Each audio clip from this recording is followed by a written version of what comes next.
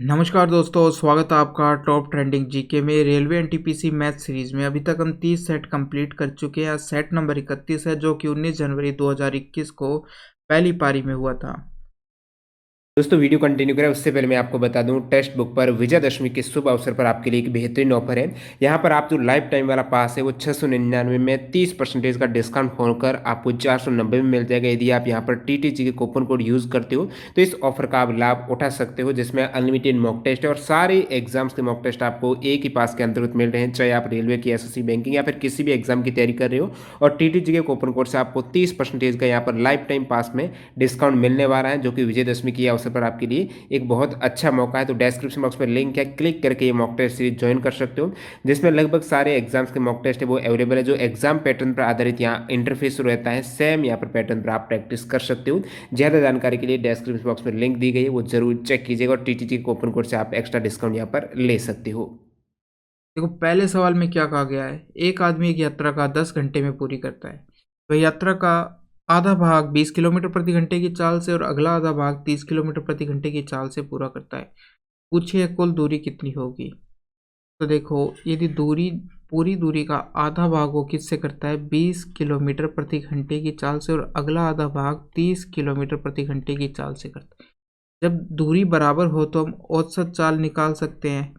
औसत चाल बराबर क्या आ जाएगा, औसत चाल का फॉर्मूला, जब केवल आपको दो ही चाल दी हो तो हम निकालते हैं 2 × V1 × V2 बटे V1 + V2, यानी पहली चाल दूसरी चाल बटे V1 + V2। तो देखो, V1 का मान यदि 20 है और V2 का मान 30 है तो हम मान रख देंगे इसके अंदर। मान रखने पे ये आ चुका है। यहाँ से यदि आप सॉल्व करते हो इसको, नीचे जोड़ने पे 50 आ जाए। इसको यदि आप सॉल्व करोगे तो आपका 24 किलोमीटर प्रति घंटा उसकी औसत चाल आ जाएगी। अब हमारे पास औसत चाल आ चुकी है 24 किलोमीटर प्रति घंटा, यानी कि शुरू से अंत तक उसकी चाल अब औसत के हिसाब से 24 हो चुकी है। और दूरी, इसको कितना टाइम लगा है, 10 घंटे लगा है। तो दूरी बराबर क्या आ जाएगा, दूरी बराबर आ जाएगा चाल इंटू समय। तो चाल हमने निकाल दी है 24, और समय कितना उसको लगा है 10। ये हो जाएगा 240 किलोमीटर। 240 किलोमीटर की दूरी वो तय करेगा। ये देखो, औसत चाल हम तभी निकाल सकते हैं जब दूरी बराबर हो। यदि यहाँ पर दूरी बराबर नहीं होती तो हम औसत चाल इस प्रकार से नहीं निकाल सकते थे। सवाल नंबर 4, ए और बी क्रम से 1 लाख और 1.5 लाख का निवेश कर एक कारोबार को शुरू करते हैं और उनको 24,000 का लाभ होता है। तो प्रत्येक का हिस्सा पूछा है। तो जिस अनुपात में वो पैसे लगाते हैं उसी अनुपात में उनको लाभ मिलेगा। तो इस अनुपात में यदि वो लगाते हैं, मैं पीछे से यदि इतनी जीरो काट दूं तो इधर भी कट जाएगी इतनी जीरो, यानी कि उनका अनुपात है जो जो उन्होंने पैसा लगाया वो 10:15 में, 2:3 इसमें लगाया, तो उनका लाभ भी इस अनुपात में बटेगा। टोटल कितना हो चुका है, 5, और 5 किसके बराबर है, 24,000 के बराबर है। तो एक की वैल्यू कितनी आ जाएगी, एक की वैल्यू यहाँ से यदि आप इसमें 5 का भाग देते हो, 4 8 00 4800 आ चुकी है। तो 2 को यदि आप 4800 से मल्टीप्लाई करोगे तो कितना आ जाएगा, 2 को करोगे तो 9600 आ जाएगा। अब यहाँ देखो, ऑप्शन में आपको दूसरा मान निकालने की ज़रूरत ही नहीं है, यहाँ पर एक ही दे रखा है 9600। तो बस ये ऑप्शन नंबर हमारा 2 हो जाएगा। और यदि दूसरा मान निकालना भी है तो इस 3 को भी 4800 से मल्टीप्लाई कर दो। 3 को करोगे तो कितना आएगा, 14,400। 14,400 ये आ जाएगा, 14,400 रुपये आ जाएगा उसका लाभ। सवाल नंबर 12 में क्या दिया गया है, टेन थीटा बराबर इतना दिया गया है, तो sec theta minus ten theta का मान हमें निकालना है। तो देखो, यदि ये दे रखा है तो टेन थीटा, इधर हम यदि एलसीएम लेते हैं तो नीचे 4x हो जाएगा, इधर 4x² - 1 ये हो जाएगा। अब देखो, टेन थीटा का मतलब क्या होता है, यदि ये हमारा कोण थीटा है और ये 90 का है, तो देखो थीटा के सामने वाला लंब और ये हो जाएगा आधार। तो आधार बटे लंब होता है टेन थीटा। टेन थीटा की वैल्यू कितनी दे रखी है आपको, 4x - 1, यानी कि जो ये ऊपर वाला है वो तो है लंब और जो नीचे वाला है वो है आधार। तो हम यहाँ से कर्ण किस प्रकार से निकाल सकते हैं। देखो ये तो हो चुका है लंब, आधार की वैल्यू 4x है। अब ये निकालना है कर्ण, तो कर्ण क्या हो जाता है, कर्ण का स्क्वायर बराबर होता है लंब का स्क्वायर प्लस आधार का स्क्वायर, ये होता है। देखो लंब कितना है 4x² -1 इसका होल स्क्वायर प्लस आधार 4x का होल स्क्वायर। इस प्रकार से यदि आप इसका होल स्क्वायर ओपन करते हो तो क्या आएगा, ये आ जाएगा 16x⁴, साथ में +1 और -8x², ये आ जाएगा 8x², और इधर आ जाएगा 16x²। अब देखो यहाँ से क्या आया 16x², 16x⁴ तो एक आ चुका है, और यदि इनको घटाते हैं तो प्लस का 8x² आ जाएगा, +1 आ जाएगा। इसका मतलब क्या है, हम इसको इस प्रकार से लिख सकते हैं 4x² का स्क्वायर, और इस 8 को तोड़ सकते हैं 2 × 4x² +1। तो यहाँ से ये क्या बन चुका है 4x² +1 का होल स्क्वायर, ये बन चुका है। यदि कर्ण स्क्वायर के बराबर ये है तो कर्ण किसके बराबर होगा, कर्ण बराबर होगा ±√4x का स्क्वायर +1 का होल स्क्वायर। देखो अब √ है, यहाँ स्क्वायर है, तो ये आपस में कट जाएंगे, तो क्या आ जाएगा ±4x² +1। तो यहाँ से हमारे पास जो कर्ण के दो मान आए हैं कर्ण के, यानी कि जो यहाँ था तो हम कह सकते हैं ±4x² +1, ये हो चुका है। अब देखो यहाँ पर हमें पूछा है मान sec x - tan x का, sec θ - tan θ का मान पूछा है, तो sec θ का मान कितना आएगा, sec θ का मान आएगा, ये आ जाएगा, देखो कर्ण बटे आधार होगा तो 4x² +1, और नीचे आ जाएगा 4x, ये आ जाएगा। तो देखो sec के हमारे पास दो मान है, एक तो ये आएगा, एक -4x² +1 बटे 4x, क्योंकि यहाँ पर कर्ण की दो वैल्यू थी, एक प्लस थी एक माइनस थी। अब यहाँ से tan की मान कितना आएगा, tan θ का भी मान निकालते हैं, वो तो वही मान होगा 4x² -1 बटे 4x। तो इस प्रकार से आगे, तो अब हमारे पास इन दोनों के मान आ चुके हैं, तो हम sec θ - tan θ निकाल सकते हैं। मान रखो तो देखो दो मान निकलेंगे, एक तो मैं इधर निकाल रहा हूँ, जब हम sec θ को प्लस लेते हैं, पॉजिटिव लेते हैं, जब तो हम पॉजिटिव लेते हैं, और इधर जब हम sec θ को नेगेटिव लेते हैं, जब पॉजिटिव लेते हैं तो क्या होगा 4x² +1 बटे 4x, माइनस दे रखा है यहाँ, और ये आ गया 4x² -1 बटे 4x। जब हम माइनस लेते हैं तो 4x² -1, क्योंकि अंदर माइनस की मल्टीप्लाई कर दी है मैंने, और इधर भी यदि करता हूँ 4x² -+1 बाई 4x, इस प्रकार से हो चुका है। अब देखो इधर करते हैं हम, सबसे पहले तो क्या आ जाएगा 4x² +1, ये आ जाएगा। अब ये माइनस की गुना इससे भी होगी और इससे भी होगी, तो इधर करा तो 4x² हो जाएगा, और माइनस माइनस यहाँ होगा तो +1 हो जाएगा, और नीचे क्या है कि 4x आ जाएगा, पूरे का एलसीएम ले लिया, इधर भी 4x था इधर भी था, इस प्रकार से आ चुका है। अब देखो ये 4x² कट चुका है, बचा ऊपर क्या 1, ऊपर तो हो गया जुड़ के 2 हो चुका है, और नीचे आ चुका है, ये आ चुका है, तो यहाँ से मान आ चुका है 1/2x आ चुका है। यदि इधर बात करते हैं तो ये आपस में कट जाएंगे, और नहीं माइनस माइनस है, ये नहीं कटेंगे, ये 1 से 1 कट जाएगा, 1 से 1 कट जाएगा, तो यहाँ मान कितना आएगा, यहाँ आएगा आपका 2 × 4x² बटे 4x, इस प्रकार से आ जाएगा। तो 4 से तो 4 कट चुका है, बचा कितना, x से 1 पावर कट चुकी है, तो -2x बच चुका है। इधर तो बचा -2x, और इधर 1/2x बच चुका है। तो हमारे पास इस sec θ - tan θ के दो मान आ चुके हैं, तो एक मान तो ये आ चुका है और एक दूसरा मान ये आ चुका है। तो इस प्रकार से हम कर सकते हैं।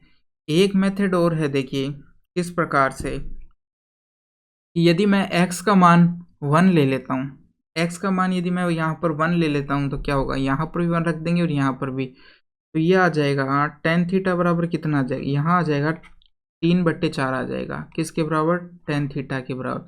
तो यहाँ से आप जानते हो कि जब ये त्रिभुज है, देखो बड़ा बना लेते हैं, थोड़ा बड़ा बना लेते हैं। आप जानते हो ये 3 हो जाएगा, ये 4 हो जाएगा। इसी प्रकार से जब आप इसको करोगे, कर्ण का मान निकालोगे, तो अंडरूट प्लस माइनस बराबर कर्ण का मान, कर्ण बराबर प्लस माइनस 9 प्लस 16 इस प्रकार से आ जाएगा। प्लस माइनस इसको करोगे तो यहाँ पर आ जाएगा 5 का स्क्वायर आ जाएगा, ये 25 आएगा जो कि 5 का स्क्वायर होता है, तो प्लस माइनस 5 आ जाएगा। कर्ण हमारे पास आ चुका है कितना, प्लस माइनस 5, तो यहाँ से इसकी वैल्यू 2 आ चुकी है।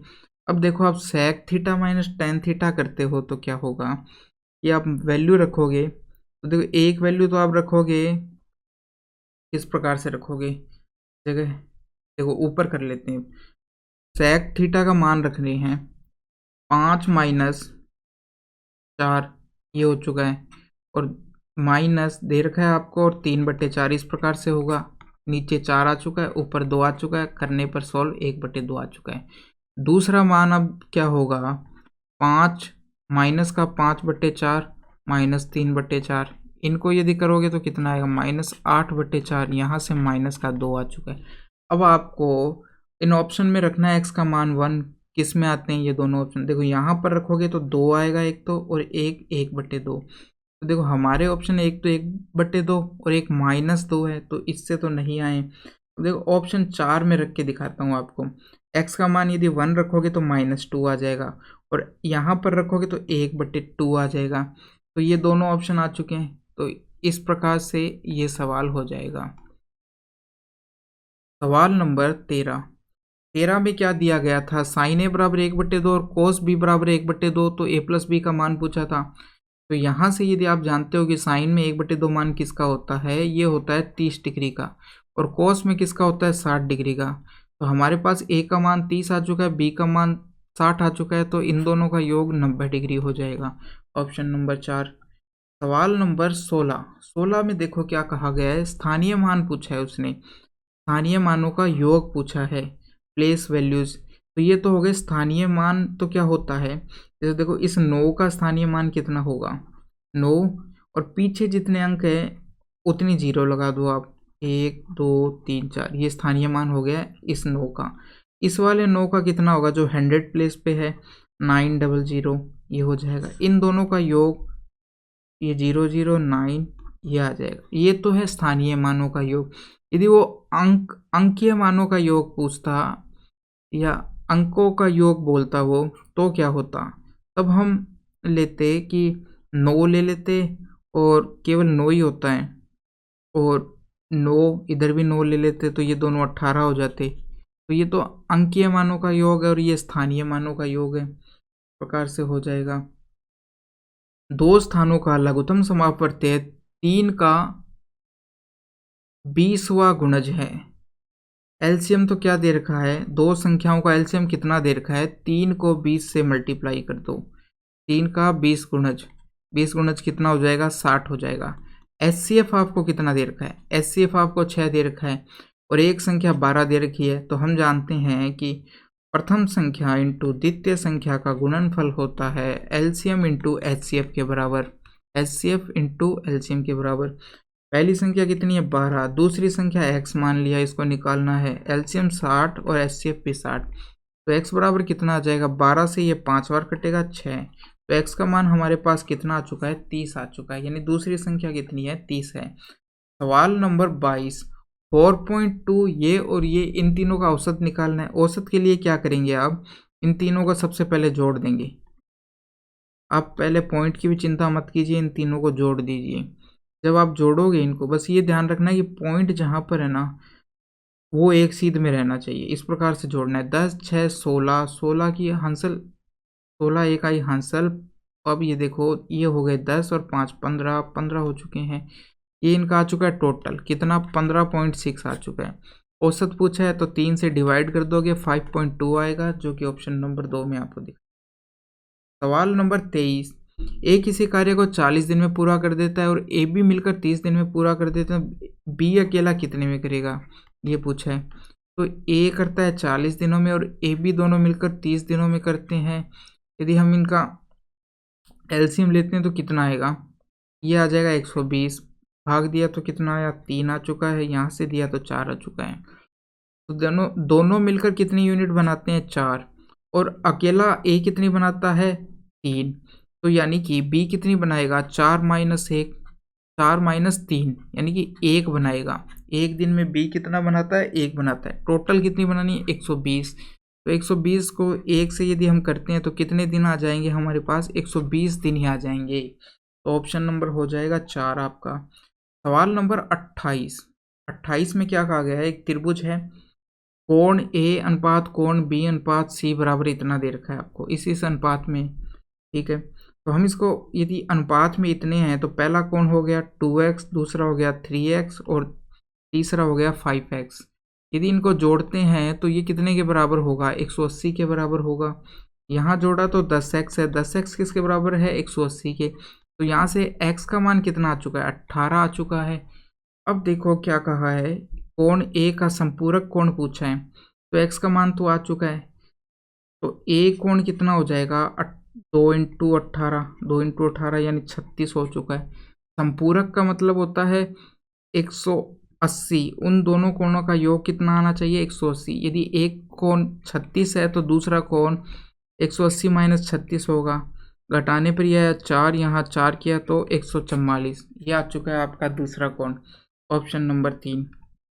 सवाल नंबर 30 में क्या कहा गया है, if the degree of polynomial, degree of the polynomial, degree क्या होती है कि ये जो भी पावर होती है इनकी, इन सब का योग, तो इस पूरे की डिग्री हो जाएगी, इस पूरे पॉलिनोमियल की डिग्री क्या हो जाएगी, जो भी अचर पद है, जो भी अचर बोलते हैं या चर बोलते हैं इनको, यानी कि जो जिसकी वैल्यू नहीं है ना, ये तो हो जाएगा चर पद, अचर तो ये हो गया।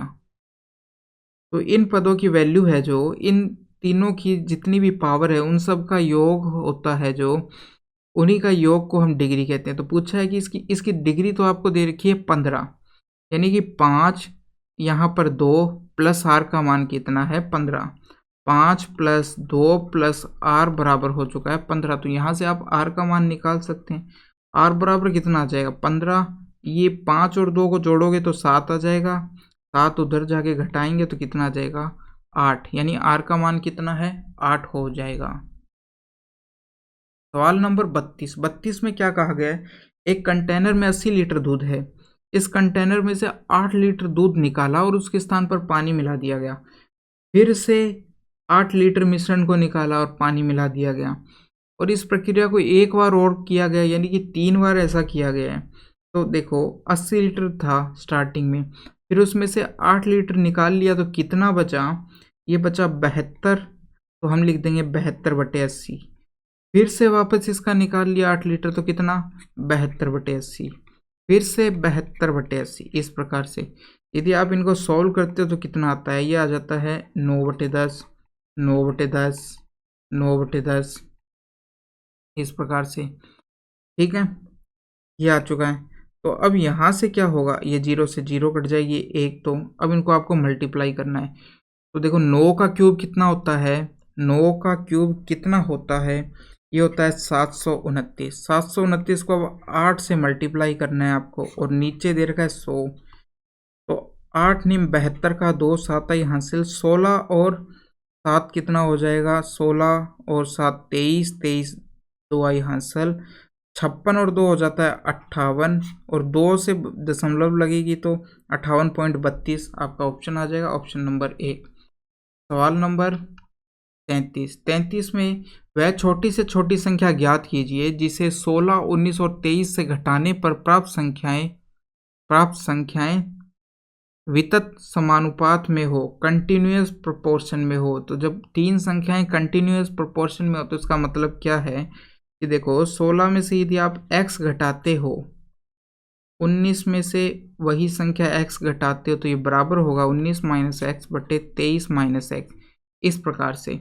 अब देखो आप इनको सॉल्व नहीं करना है, यदि आप इनको क्रॉस मल्टीप्लाई करके करने लगे तो एक्स स्क्वायर एक द्विघात इक्वेशन बन जाएगी, जो कि काफ़ी हार्ड हो जाएगा। हमारे पास क्या है, 4 ऑप्शन दिए गए हैं, 1, 8, 9 और 7। तो हम इन ऑप्शन को इसमें रख के देखेंगे। जब आप देखो पहला ऑप्शन रखते हैं, x की वैल्यू 1 रखोगे तो कितना आएगा यहाँ पर, जब आप x की वैल्यू 1 रखते हो तो आता है इधर, तो आ जाता है 15 लेफ्ट साइड में, नीचे आएगा 18, ये आ जाएगा। इस साइड में कितना आता है, इस साइड में आता है 18/22। देखो इनको काटा तो आ जाएगा 5 6, 3 से कट के इतना आ जाएगा। ये कटेगा तो कितना आएगा, ये तो देखो 2 से कट के 9 और 11 आ जाएगा। ये अनुपात देखो बराबर नहीं आ रहा है, तो हमारा ऑप्शन नंबर 1 नहीं होगा। अब हम 1 के बाद में 7 चेक करते हैं, ऑप्शन नंबर 4। तो जब आप ऑप्शन नंबर 4 रखोगे इसके अंदर तो कितना आएगा, 16 - 7 9 आ जाएगा। नीचे 7 करोगे तो 12 आ जाएगा, इधर करोगे 7 तो 12 आ जाएगा, और इसमें से 7 घटाओगे तो 16 आ जाएगा। इसको यदि आप सॉल्व करोगे तो लेफ्ट साइड में 3/4 आएगा, इधर भी सॉल्व करोगे तो 4 से कट के 3/4 आएगा। तो 3/4 3/4 बराबर हो चुका है, यानी कि हमारा ऑप्शन नंबर 4 ऑप्शन आ चुका है। सवाल नंबर 37 में आरोही क्रम में व्यवस्थित की गई संख्याएं हैं, इनकी माध्यिका 16 दे रखी है आपको, तो x का मान बताना है। तो देखो संख्याएं सबसे पहले गिनो कि सम है या विषम। 3 और 3 6 और 2 8 सम है। तो जब यदि विषम होता है तो जो सबसे बीच वाली संख्या होती है वही हमारी माध्यिका होती है, और जब सम होता है, विषम में तो क्या होता है कि केवल बीच वाली, सबसे बीच वाली जो संख्या होती है वो हमारा माध्यिका होता है। और जब संख्याएं सम हो, नंबर ऑफ संख्याएं सम हो, तब क्या होगा, यानी नंबर ऑफ संख्याएं इवन हो तब क्या होगा, दोनों जो बीच की संख्याएं हैं, जो बीच में दो संख्याएं हैं, उन दोनों को जोड़कर बाई 2 कर देंगे, यानी x - 2 plus x plus y को 2 से भाग दे देंगे।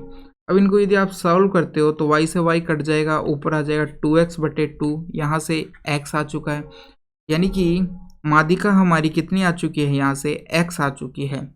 और आपको यहाँ पर कितना दे रखा है, 16 दे रखा है माध्यिका, तो यानी कि x माध्यिका आई थी, यहाँ पर माध्यिका का मान आपको 16 दे रखा है, तो यहाँ से हमें पता चल चुका है कि x का मान कितना है, 16 होगा।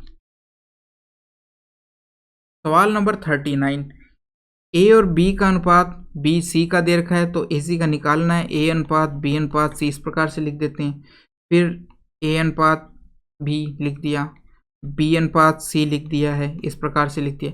अब इनका मल्टीप्लाई देखो आपको किस प्रकार से करना है, इस 3 को इस 5 से करना है, 4 को इस 5 से, और इस प्रकार से। तो इसको यदि हम करेंगे तो कितना आएगा, ये आ जाएगा 3 और 5 को किया तो 15 आ जाएगा, यहाँ 20 आ जाएगा, और यहाँ 28 आ जाएगा। अब ये देखो कट रहे हैं क्या, 15 20 और 28 नहीं कट रहे, तो यही अनुपात हो जाए। उसने पूछा a अनुपात c, तो देखो a को ले लो 15 और c को ले लो 28, 15/28। अब ये भी नहीं कट रहे, तो बस यही अनुपात हो जाएगा। किसके अंदर आ रहे हैं, ऑप्शन नंबर ए के अंदर आ रहे हैं। सवाल नंबर 42 में क्या है, 7 घंटे में इतनी बारिश होती है, 0.896 बारिश होती है, तो प्रति घंटे कितनी वर्षा होती है, ये निकालना है हमें। प्रति घंटे वर्षा की औसत मात्रा, यानी 1 घंटे में कितनी होती है, यदि 7 घंटे में इतनी होती है, तो 7 से भाग दे दो इसको, 8 9 6/7। दशमलव की बाद में देखेंगे, सबसे पहले आप भाग दीजिए, 7 एकम 7, 7 दूनी 14 आ चुका है, और 7 8 56 ये हो चुके हैं। अब देखो दशमलव कितने स्थानों के बाद है, 3 के बाद है, तो यहाँ से भी 1 2 3, और यहाँ हम दशमलव लगा देंगे इस प्रकार से। 100.128 ये 1 घंटे में जो बारिश हुई है वो हो चुकी है।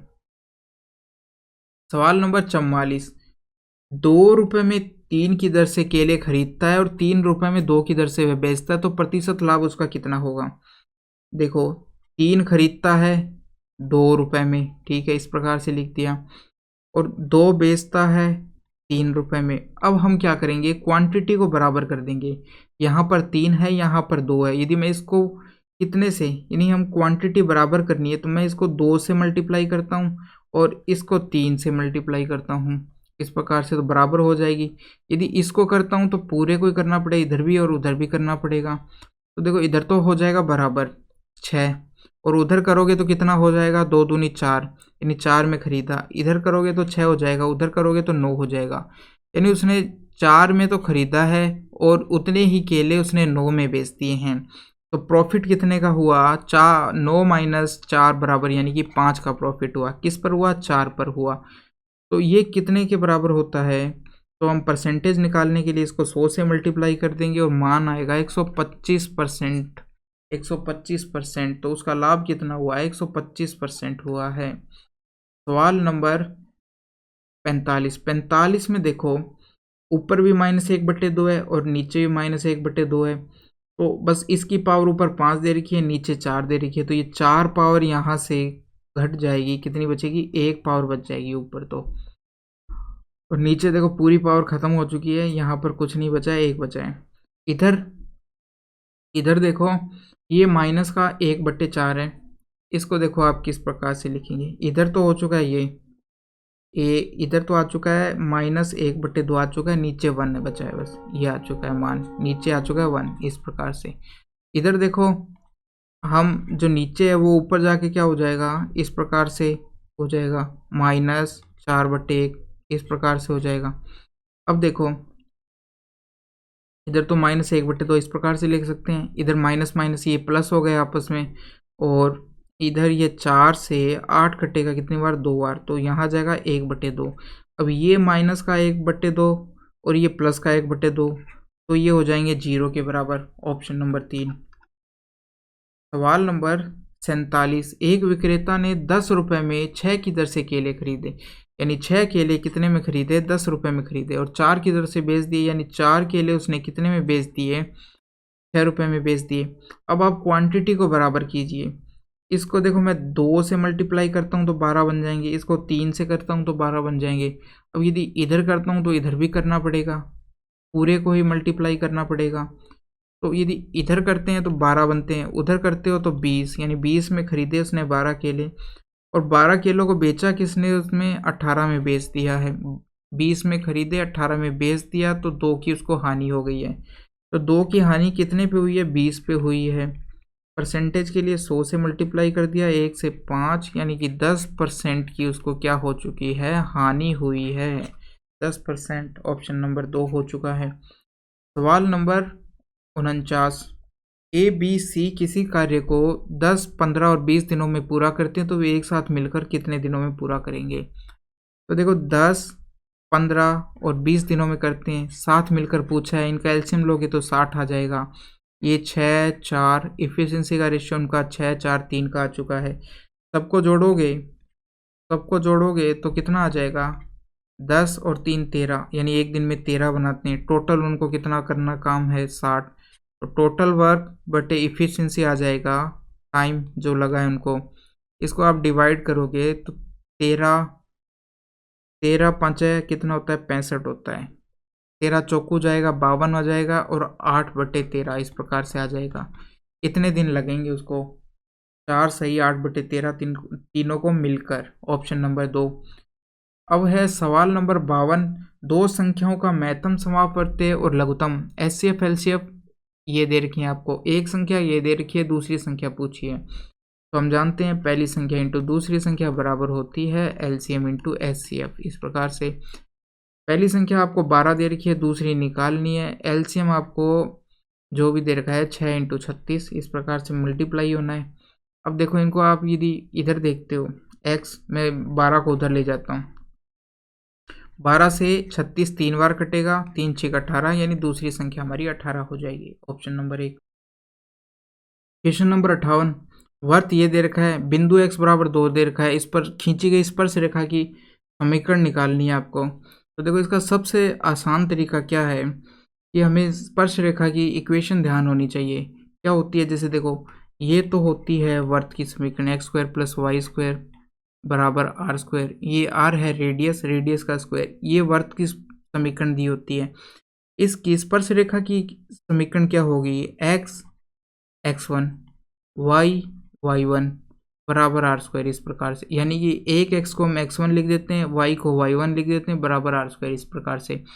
ये x1 y1 क्या है, ये एक बिंदु है। तो देखो, हमें यहाँ पर x का मान 2 दे रखा है, 2 दे रखा है। देखो, जैसे कि ये हमारा वर्त है। अब यदि ये कोई स्पर्श रेखा है, यदि इसको स्पर्श करती है, तो ये बिंदु स्पर्श रेखा पे भी होगा और वर्त पे भी होगा।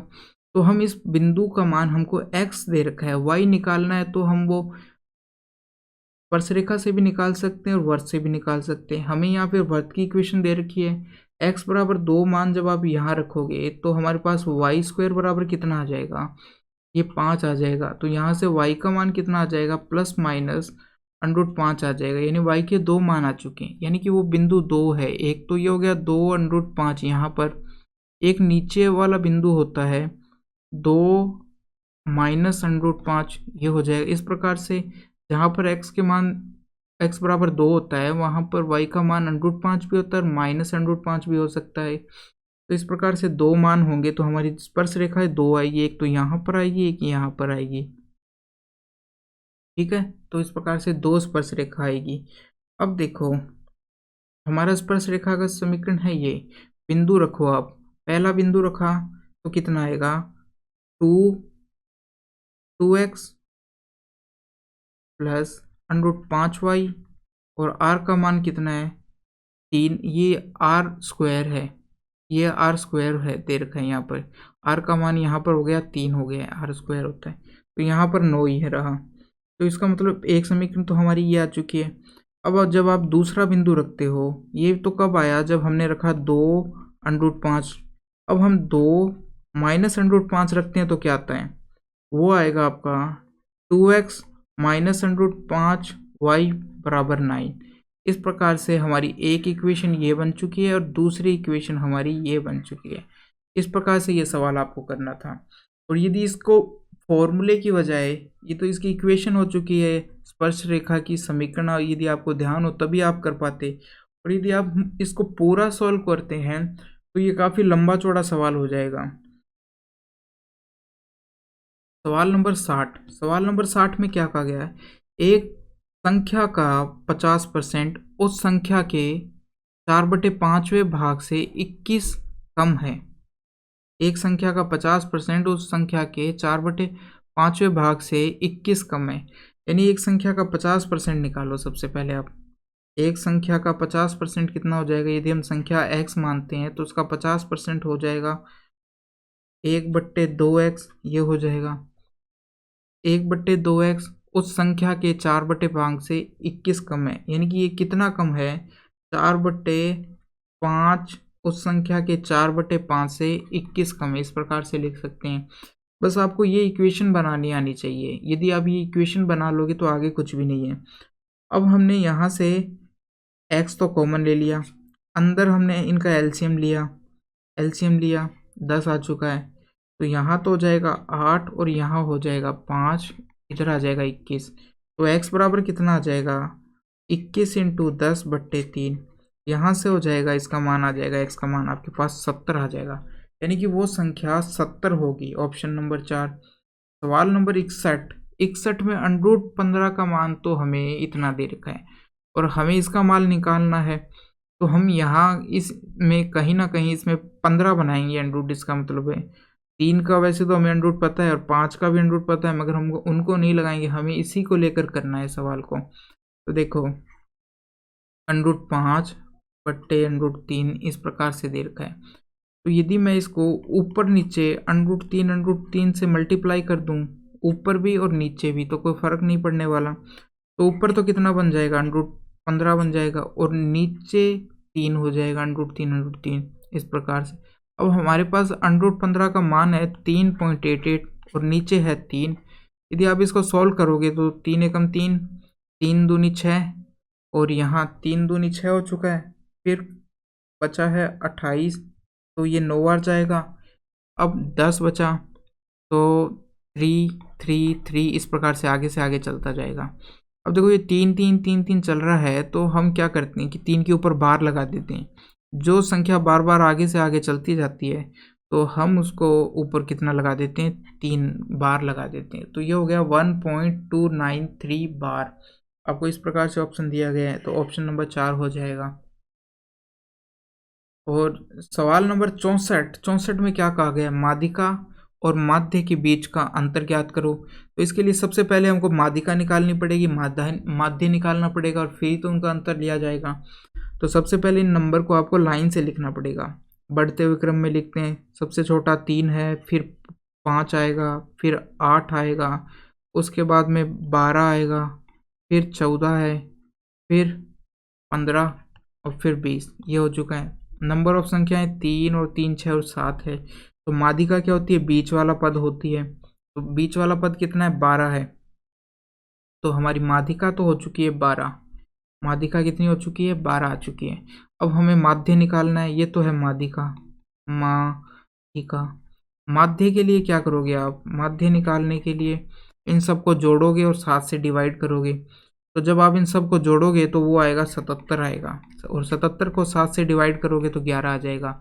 यानी कि हमारी माध्यिका तो है 12 और माध्य है 11। तो इन दोनों को यदि आप घटाते हो, अंतर पूछा है, तो आप यदि इनको घटाते हो तो आपके पास कितना बचेगा? 1 बचेगा। ये हमारा ऑप्शन हो चुका है, ऑप्शन नंबर 3। निम्न में से कौन सा विकल्प दिए गए समुच्चय से संबंधित नहीं है? यानी कि इस प्रकार का आपको किस में दिखाई देता है? तो इनको यदि आप सोल्व करते हो 1/2 आता है। इनको भी यदि करते हो तो 5 से 10 बार कटता है, 1/2 आता है। इसको करोगे तो 1/2 आता है। इस प्रकार 1/2 1/2 आएगा। तो हमें ये देखना है कि किस में 1/2 आ रहा है। तो जब आप ऑप्शन नंबर 4 देखते हो तो उसमें भी 1/2 आता है, 3 में भी 1/2 दिखाई देता है आपको, 2 में भी 1/2 दिखाई देता है। बस इस पहले में नहीं आएगा, क्योंकि 42 बटे या तो उसको 84 लिखना चाहिए था, तो तब आता है 1/2। तो ये भिन्न हो चुका है। तो ये हमारा आंसर हो जाएगा। उसने पूछा है समुच्चय से संबंधित नहीं है, तो ये नहीं होगा, बाकी संबंधित हो सकते हैं। तो सवाल नंबर 65 का ऑप्शन नंबर 1 हो जाएगा। सवाल नंबर 73, एक कमरे की लंबाई और चौड़ाई क्रम से क्या दे रखी है आपको? इतनी और इतनी दे रखी है। इसकी चारों दीवारों का क्षेत्रफल एक साथ इतने वर्ग इकाई है। यानी कि कमरे की चारों दीवारों का क्षेत्रफल दिया है। कमरे की ऊंचाई पूछी है। तो देखो चारों दीवारों का क्षेत्रफल दे रखा है आपको। देखो मैं कैसे करता हूँ इसको। यदि हम इसका नीचे क्या बनेगा कमरे की, यदि हम दीवारों का केवल आधार देखें तो वो एक आयत बनेगा। क्या बनेगा? एक आयत बनेगा। यदि हम कमरे के आधार को देखें, कमरे की दीवारों के यदि आधार को हम देखें तो वो केवल एक आयत बनेगा। इस आयत की लंबाई कितनी है? 3x + 10 है। और इस आयत की चौड़ाई कितनी है? 2x + 5 है। ये है। तो इस चारों की पूरे की लंबाई यानी पूरे का परिमाप कितना हो जाएगा? ये जो दीवार से आपको आधार की दीवार के आधार का कितना हो जाएगा? 2 इंटू लंबाई, लंबाई प्लस चौड़ाई। लंबाई कितनी है? 3x + 10 है। और चौड़ाई, लंबाई प्लस चौड़ाई, तो चौड़ाई कितनी है? 2x + 5 है। इस प्रकार से यदि आप इनको जोड़ोगे तो कितना आएगा? अंदर आ जाएगा 5x, x वाले साथ में जुड़ेंगे और वो दोनों जुड़ेंगे, 15 आ जाएगा। इस प्रकार से अब यदि इनको खोलते हैं, दो अंदर दोनों से मल्टीप्लाई होगा तो ये हो जाएगा 10x हो जाएगा, ये 30 हो जाएगा। इस प्रकार से आपके पास इस पूरे का परिमाप आ चुका है। अब यदि मेरे को इनको दीवारें बनाना है तो धीरे धीरे ईंटें लगाएंगे और दीवार ऊंची उठती जाएगी। तो बस आपको क्या करना है, अब इसको आप यदि ऊंचाई से मल्टीप्लाई कर देते तो वो चारों दीवारों का क्षेत्रफल आ जाएगा। तो जो हमारे पास परिमाप आया है, कितना आया है? 10x + 30 ही आया है। इसको जब हम ऊंचाई से मल्टीप्लाई कर देंगे तो वो हमारा परिमाप आ जाएगा। परिमाप आपको कितना दे रखा है? 60x + 180 दे रखा है। तो देखो ऊंचाई बराबर कितना आ जाएगा? ऊंचाई बराबर कितना आ जाएगा? 60x + 180 बट्टे 10x + 30 ये आ जाएगा। अब देखो ऊपर और नीचे क्या कॉमन आ रहा है? ऊपर तो आ रहा है 60 कॉमन और नीचे आ रहा है 10 कॉमन। 60 कॉमन आएगा तो ऊपर क्या बच जाएगा? x + 3 बच जाएगा और नीचे भी x + 3 बच जाएगा। तो x + 3 x + 3 कट जाएगा। तो ऊंचाई कितनी आ चुकी है? यहाँ से ऊंचाई आ चुकी है आपकी 6 आ चुकी है। ऑप्शन नंबर 3 आएगा, जो कि 3 आएगा। तो देखो इस प्रकार से करना है आपको। ये सबसे छोटा मेथड है इसका। तो देखो इसमें हमें किसी भी दीवार का क्षेत्रफल वैसे नहीं निकालना पड़ा। बस आप क्या करो कि जिस सबसे पहले मैंने क्या किया, देखो ये जो दीवारें बनी है ये इनकी नींव थी, और वो क्या है, इनका यदि अब आधार देखिए चारों दीवारों का, वो एक आयत है। तो हमने इस आधार का पूरे का क्या निकाल लिया है? परिमाप निकाल लिया है। और उस परिमाप को हमने कि कहाँ तक बढ़ा दिया है, एच ऊंचाई तक बढ़ा दिया है। तो देखो एच ऊंचाई तक यदि आप बढ़ाते हो इसको तो ये दीवार बन गई इधर वाली। इस प्रकार से यदि पूरे की बढ़ा दी है, सबकी बन चुकी है, ये बन चुकी, इधर से ऐसे बन जाएगी, ये सारा बन जाएगा। तो बस आपको क्या करना है, पहले आधार का परिमाप निकाल लीजिए और उस पूरे परिमाप को ऊंचाई से यदि आप मल्टीप्लाई कर देते हो तो वो चारों दीवारों का क्षेत्रफल चारों दीवारों का क्षेत्रफल आ जाता है, केवल चारों दीवारों का क्षेत्रफल। तो हमको ये दे रखा था तो मैंने इस प्रकार से कर दिया, ऊंचाई आपकी 6 आ चुकी है। सवाल नंबर 75, रामू और रवि इस महीने की 5 तारीख को बाजार में मिले थे। ठीक है, इस महीने की 5 तारीख को मिल गए थे। अब रामू प्रति चौथे दिन बाजार जाता है और रवि हर 5वें दिन बाजार जाता है। तो देखो यदि ये चौथे दिन जाता है और 5वें दिन जाता है तो वो कहा है कि वो दोबारा कब मिलेंगे। तो इनका एलसीएम लो, 4 और 5 का कितना आएगा 20, यानी वो 20 दिन बाद फिर से 20वें दिन फिर से मिलेंगे। तो अब देखो 20 दिन बाद मिलेंगे, तो देखो ये 5 तारीख को मिले थे, अब 20 दिन और जोड़ दो इसमें, 20 दिन जोड़ोगे तो 25, यानी कि अब वो 25वें दिन मिलेंगे। कौन से दिन मिलेंगे, 25वें दिन मिलेंगे। Option number 4। सवाल नंबर 78, 5 अंकों की वह बड़ी से बड़ी संख्या ज्ञात कीजिए जो इन सब से डिवाइड हो। तो सबसे पहले तो इनका एलसीएम लेना पड़ेगा, यदि इनसे डिवाइड होने वाली संख्या होगी तो इनसे डिवाइड, इनका एलसीएम लो।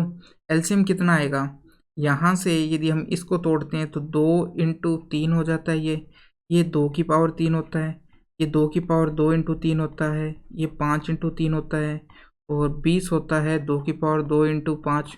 अब देखो 2 की सबसे बड़ी पावर कितनी है, 3, 3 की सबसे बड़ी पावर 3 ही है और 5 की भी 1 ही है, तो ये हो चुका है। यहाँ से 8 × 3 × 5 आ चुका है आपके पास, यदि 40 40 40 को 3 से मल्टीप्लाई करते हो 12, 120 आ चुका है हमारे पास।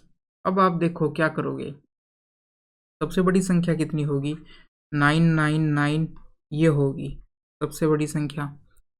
अब 120 का इसमें भाग देना पड़ेगा, मगर हम इतनी बड़ी संख्या में भाग थोड़ी देंगे, भाग में तो काफ़ी टाइम लग जाएगा। तो हम ऑप्शन से करते हैं, देखो ऑप्शन से करते हैं कि यहाँ पर ये जो 120 है, यदि वो संख्या 120 से डिवाइड हो रही है पूरी पूरी, यानी कि वो 5 से भी हो रही है, 3 से भी हो रही है और 8 से भी हो रही है, कहने का मतलब ये। तो देखो ये 3 से डिवाइड का रूल चेक करेंगे, 5 वाला करेंगे, 8 से करेंगे। तो 5 के लिए क्या होना चाहिए, सबसे पहले वो देखिए, लास्ट में 0 आना चाहिए या 5 आना चाहिए। तो देखो पहली और संख्या के अंदर 9 आ रहा है, तो ये संख्या हमारी कैंसिल हो चुकी है। अब बची है 3 संख्या, क्योंकि उनमें तीनों में 0 आ रहा है, यानी कि ये तीनों संख्या 5 से डिवाइड हो सकती है। अब बात करते हैं 3 से होने वाली, 3 से डिवीजन का रूल क्या है कि सभी अंकों को जोड़ो और वो यदि 3 से डिवाइड होता है तो पूरी संख्या 3 से डिवाइड हो सकती है। तो इन सबको यदि आप जोड़ोगे तो हम देखो 9 को तो ऐसे भी छोड़ सकते हैं, 9 को यदि छोड़ दोगे आप या जोड़ोगे तो भी ये 3 से डिवाइड नहीं होगी, क्योंकि 2 बचा है। ये 9 डिवाइड होता है 3 से, ये भी होता है ये भी होता है, तो इन तीनों को हम छोड़ सकते हैं, केवल 2 बचा और 2 3 से डिवाइड नहीं होता है, अतः ये संख्या भी 3 से डिवाइड नहीं होगी। अब देखो 4 को चेक करो आप, 8 भी 3 से डिवाइड नहीं होता है, 6 3 से डिवाइड होता है, तो ये संख्या हो जाएगी। हमको देखो 2 ही चेक करने पड़े, 8 का डिवीजन रूल तो हमें चेक भी नहीं करना पड़ा, तो ऑप्शन नंबर 3 यहाँ से हो चुका है। तो इस प्रकार से, और यदि हमें डिवाइड करता है इसको 120 से तो काफ़ी टाइम लग जाता। सवाल नंबर 81, एक वर्ताकार पार्क का क्षेत्रफल इतना दे रखा है आपको, और यदि पार्क के चारों और अंदर की तरफ 7 मीटर चौड़ा रास्ता बनाया गया है। देखो पार्क बाहर से तो ये बाउंड्री हो गई, ठीक है। अब इसके अंदर 7 मीटर चौड़ा रास्ता, यानी कि ये 7 मीटर चौड़ा रास्ता है, तो इस रास्ते का क्षेत्रफल हमको पूछा है कि कितना है। अब देखो आप क्या करोगे, ये क्षेत्रफल दे रखा है उससे रेडियस निकालोगे, फिर उसमें से रेडियस में से आप 7 कम करोगे। मैं देखो कैसे करता हूँ, यदि ये वैल्यू याद कर रखी है तो आपको पता है 21 जब रेडियस होती है तो 21 जब रेडियस होती है तो परिधि 132 होती है और 1386 उसका क्षेत्रफल होता है। तो आपको 1386 देखते ही पता चल चुका है कि 21 रेडियस है, उसमें से 7 कम किया तो 14 हो चुका है, और 14 पे क्षेत्रफल कितना होता है, 616 होता है। 616 होता है, आप इसको घटा दो बस, 1386 माइनस 616, 0 आएगा, 7 आएगा और यहाँ कितना आएगा 7, 770 क्या हो चुका है, इस पथ का क्षेत्रफल हो चुका है। Option number 4। देखो इस प्रकार से यदि आपको ये याद है तो बाकी लड़कों से आप काफ़ी ज़्यादा आगे निकल जाएंगे। आप इसको 10 सेकंड में कर देंगे और वो लगा देंगे 1 मिनट या 2 मिनट। तो इस प्रकार से कर सकते हैं। और यदि आपको फॉर्मूले से करना है तो देखो पाई आर स्क्वायर इस प्रकार से करेंगे, पाई आर स्क्वायर बराबर हो चुका है 386। जब आप इसको सॉल्व करोगे तो हमारे पास आर का मान यहाँ से आ जाएगा, ये मान आ जाएगा आपके पास, कितना आ जाएगा 21 आ जाएगा।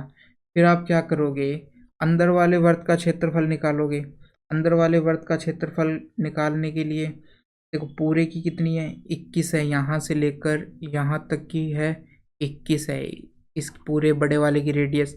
तो यदि इसमें से आप ये 7 घटा लेते हो तो अंदर वाले वर्त की कितनी आ जाएगी, 14 आ जाएगी, 14 आ जाएगी। फिर आपके पास अब की और अंदर वाले वर्त की रेडियस आ चुकी है 14। इससे आप क्षेत्रफल निकालोगे 22/7 इंटू 14 करके, यहाँ से आपके पास क्षेत्रफल आ जाएगा 616 आ जाएगा। फिर आप इन दोनों को घटाओगे तो वो आपका आंसर आ जाएगा 770। इस प्रकार से सवाल नंबर 82 में आपको ये दिया है और इसका वर्गमूल पूछा है। तो देखो 20-25 का वर्गमूल, देखो जब भी पीछे 25 दिखाई देता है कि उस संख्या के लास्ट में 5 आएगा, तो पीछे तो 5 आ चुका है। आगे अब देखो जब भी 5 वाली संख्या का हम वर्गमूल निकालते हैं, वर्ग करते हैं तो किस प्रकार करते हैं, जैसे देखो 35 का मेरे को वर्ग करना होता तो क्या करता कि पीछे 5 है तो हमेशा 25 आएगा। अब 3 से एक बड़ा कौन होता है 4, तो 4 3 12, तो 12-25 हो चुका है इस प्रकार से। तो यहाँ पर आपको क्या दिखाई दे रहा है, 20 दिखाई दे रहा है। 20 कब आएगा, जब 4 को आप 5 से मल्टीप्लाई करोगे, यानी कि ये संख्या कितनी होगी 45 होगी। दूसरा तरीका आपके पास क्या है कि देखो पीछे 5 है, 5 कब आता है, जब 5 को 5 से मल्टीप्लाई करते हो तब आता है, तो यानी कि पीछे तो आएगा 5, ये हो चुका है। आगे क्या होगा, 20 से छोटा वर्ग कौन सा होता है, 16 होता है, जो कि 4 का वर्ग होता है, तो आगे 4 आ चुका है। इस प्रकार से भी आप कर सकते हो। ये हो चुका है सवाल नंबर 82। सवाल नंबर 86, नीचे दी गई तालिका का अध्ययन करें और उसके आधार पर प्रश्न का उत्तर दें। यह तालिका 1940 से 1979 के दौरान उत्पन्न की गई नौकरियों की संख्या को प्रदर्शित कर रहा है। ठीक है, क्रिएट की गई जॉब्स को बता रहा है ये। तो 1940 में इतनी, 1944 इस प्रकार से।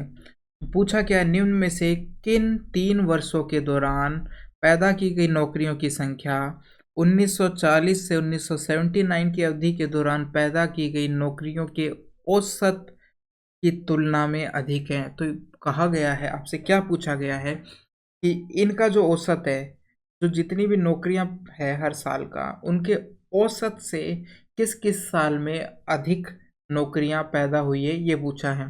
तो सबसे पहले आप इसका औसत निकालोगे, सबको जोड़ोगे तो आएगा 430। उसको फिर किससे, 6 से डिवाइड करोगे, 6 साल दिए हुए इसलिए। तो जब 6 से आप डिवाइड करोगे तो 7 बार गया 42 और 10 बचा एक बार, अब 40 आया और ये जाएगा 40 लगभग 5 बार 6 बार, तो हम कर देते हैं यहाँ पर 6, 71.6 कर दिया हमने। चलो औसत हमारा कितना आ चुका है, 71.6 आ चुका है। अब इससे उसने क्या कहा है, ये तो औसत आ चुका है, अब इससे तुलना करनी है और बताना है कि इससे ज़्यादा नौकरियां किस किस साल के अंदर पैदा की गई, ऐसे 3 साल बताने हैं। तो देखो जो पहले साल की बात करें 70 है यहाँ पर, जो कि 71.6 से कम है, तो ये नहीं लिया जाएगा। यहाँ पर 80 है तो इसको हम लेते हैं, तो और एक तो हो चुका है ये वाला साल। अब यहाँ पर कम है, यहाँ पर भी 71.6 से कम है। दूसरा यहाँ पर ज़्यादा है, देखो 90, और यहाँ पर ज़्यादा है। तो 3 साल कौन कौन से हो गए, 1944 हम लेंगे और 1970 लेंगे और 1979 लेंगे। ये 3 साल हम लेंगे जब नौकरियों की संख्या औसत नौकरियों की संख्या से ज़्यादा है। तो ये देखो आप किस में दे रखा है, ये आपको यहाँ पर दिखाई देगा 44, 70, 79।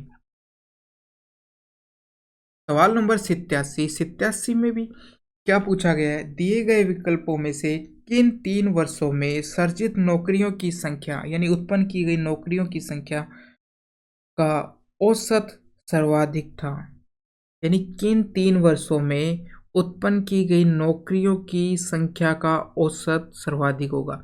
यानी कि हमको इसमें से 3 सालों के दौरान लेना है, 3 सालों के 3 सालों को चूज़ करना है।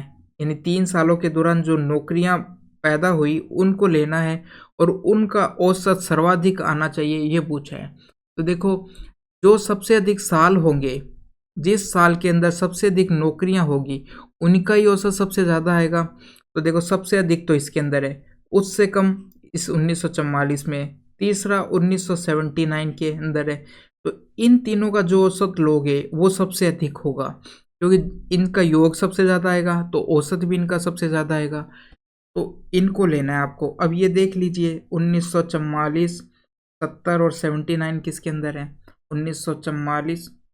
अब देखो, 1944, 70। देखो, अब आपको ऑप्शन के अनुसार चलना पड़ेगा, क्योंकि ये तीनों ऑप्शन तो यहाँ पर दे नहीं रखे हैं। अब देखो, हम ऑप्शन के अनुसार चलेंगे तो पहला है 79, 40 और 44। ऑप्शन के अनुसार चलना पड़ेगा तो निकालना पड़ेगा। देखो, 79, 79, 40 और 44। तो एक तो है 75, 70 और 80। इन तीनों को जोड़ के इनका औसत पूछना है। तो जो योग सबसे अधिक होगा उसी का औसत सबसे अधिक होता है। बस हम योग निकालेंगे। 5, 7 और 7 14, 14 और 8 कितना हो जाएगा? 22 हो जाएगा। तो इनका योग तो आ रहा है 225। दूसरे ऑप्शन में 40 है, फिर 44 और 58 है। यानी पहला है, दूसरा है और चौथा है। 70, 80, 55। 70, 80, 55, इन तीनों का योग देखो, यहाँ तो आया 5 आ चुका है। यहाँ जब जोड़ोगे आप 7 और 7 14, 14 और 1 14, 15, 15 और 15 20, ये आ चुका है इतना। तो ये हो चुका है। तीसरा ऑप्शन है 44, 50, 70। तो 44 ये हो चुका है, 50 ये हो चुका है और 70 ये हो चुका है। 80, 60, 90। 80, 60, 90, इन तीनों को जोड़ो। पीछे तो आ चुका है 0। 8 और 6 14, 14 और 9 हो जाएंगे 23। इतना आ जाएगा, 230 आ चुका है। अब चौथा ऑप्शन जो आपको दे रखा है 58, 70, 79। 58, 70, 79, लास्ट वाले तीन 55, 90, 75। 55, 90, 75, इन तीनों को जोड़ो। पीछे तो आ चुका है 10, एक आई हासिल। अब ये हो चुके 10, 5, 15, 15 और 7 हो चुके हैं, 15 और 7 हो चुके हैं 22, ये हो चुके हैं। तो इनमें सबसे ज़्यादा कौन सा है योग? ये सबसे ज़्यादा है, तो इसी का औसत भी सबसे ज़्यादा आएगा, क्योंकि आप इसको भी 4 से डिवाइड करोगे, इसको भी 4 से डिवाइड करोगे, इसको भी 4 से, 3 से, 3 से, 3 से, 3 से, 3 से, 3 से, तो औसत भी इसका सबसे ज़्यादा आएगा। जो वैल्यू सबसे ज़्यादा है उसको यदि आप 3 से डिवाइड करोगे तो वही तो सबसे ज़्यादा आएगी। तो बस हमें औसत नहीं निकालना है, यहाँ पर केवल आप योग निकाल लीजिए और चेक कीजिए कि वो किस में सबसे ज़्यादा है, वही हमारा ऑप्शन हो जाएगा। तो ये वाला जो कि हमारा ऑप्शन नंबर 3 था। अब बात करते हैं 88 की। तालिका में दी गई जानकारी के अनुसार नीचे दिए गए किन 3 वर्षों के दौरान सर्जित उत्पन्न की गई नौकरियों की संख्या का औसत न्यूनतम है? अब पूछा कह रहा है कि वो आपको 3 साल लेने हैं और उनका औसत सबसे कम आना चाहिए। देखो, ऑप्शन के अनुसार ही चलना पड़ेगा। 40, 40, 44, 50। तो पहले 3 सालों को यदि आप जोड़ते हो तो कितना आएगा? ये आ जाएगा आपका 70, 70, 70। ये तो आएगा 70, 80 और 60। आप चलो जोड़ लो, इनको जोड़ोगे तो कितना आएगा? ये तो इतना आ जाएगा, 210 आ जाएगा। अगला ऑप्शन है 50, 58। 50, 58, 70। अगले तीन को जोड़ो, ये आ जाएगा 60, 55, 90। 60, 55, 90, इनको जोड़ोगे तो कितना आएगा? पीछे तो 5 आ जाएगा। 6 और 5 11, 11 और 9 20, इतना आ जाएगा 205। तीसरा है 58, 70, 79। इन तीनों को हमने जोड़ा था, देखो पहले ही हमने जोड़ा था, कितना आया था? 58, 70, 79। वापस जोड़ना पड़ेगा, ध्यान नहीं रखा उसमें। 55, 90 और 55, 90, 75, इनको जोड़ा था हमने, आया था हमारा कुछ इतना आया था, 220 आया था, ये था ना, 220 आया था ये। तो लास्ट ऑप्शन और आपको क्या दे रखा है, लास्ट ऑप्शन आपके पास है 44, 50, 58। 44, 44, 44, 50, 58, ये तीन। 80, 60, 55, 80, 60, 55, इनको जोड़ो। इनको जोड़ा तो पीछे 5 आ गया, ये 14, 14 और 5 कितना हो जाएगा, 19। तो इसमें से पूछा है कि सबसे कम कौन सा औसत आएगा, तो जो योग सबसे कम है वही औसत सबसे कम आएगा। तो इसको यदि आप देखते हो उन 195, तो यही होगा हमारा, ऑप्शन नंबर 4 हो जाएगा।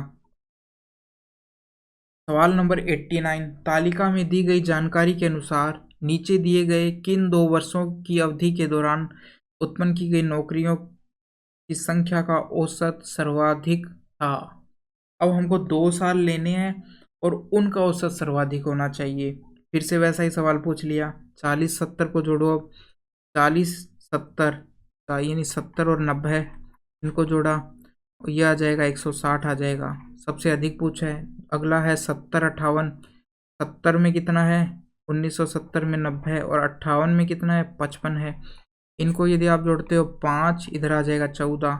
अगला है 40, 44, पहले 2 सालों को, 70 और 80, इनको जोड़ोगे तो 150 आ जाएगा।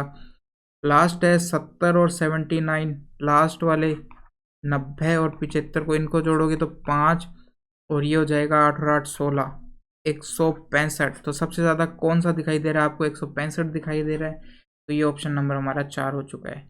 तो इस प्रकार से, तो दोस्तों आज का हमारा पेपर समाप्त हो चुका है। ये कैसा लगा आपको कमेंट में ज़रूर बताना, और यदि आपको कोई सवाल समझ में नहीं आया है तो वो भी आप कमेंट कर सकते हैं। मिलते हैं अगले सेशन में। थैंक यू दोस्तों।